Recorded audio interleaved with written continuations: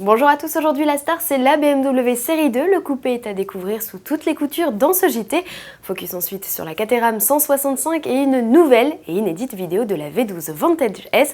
Enfin nous reparlerons du crash test étonnant du Peugeot 2008.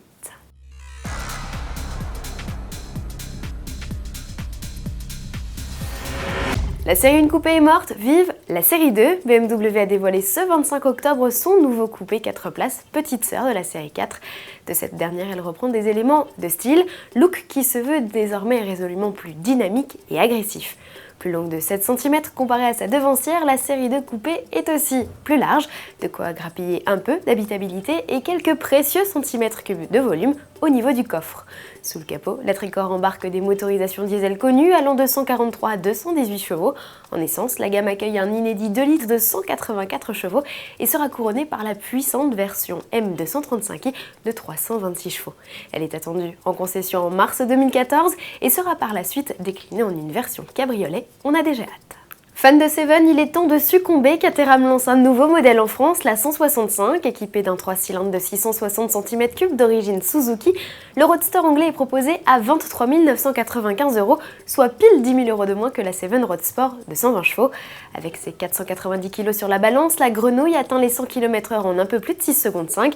C'est certes 5 bonnes secondes de plus que sa grande sœur, mais au volant, le plaisir est toujours intact. Disponible à la commande dès maintenant, les premières livraisons auront lieu début 2014. Parenthèse Peugeot 2008 à présent, le SUV urbain a refait parler de lui à l'occasion de la publication des résultats au crash test Euro NCAP, modèle dont nous n'avons que très peu parlé dans notre JT du 23 octobre. La raison, l'absence de photos et vidéos des crash tests.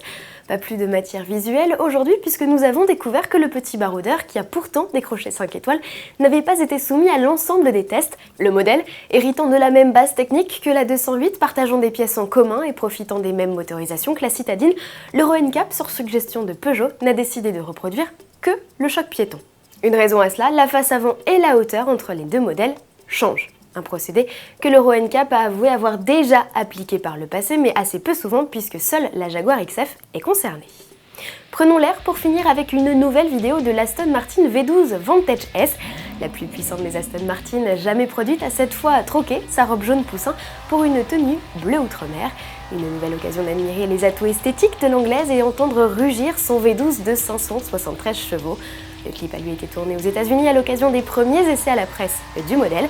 Avis aux intéressés, la commercialisation du coupé a débuté il y a quelques jours, mis à prix des 30 modèles réservés à l'Europe, 180 000 €. Bon week-end à tous et à lundi.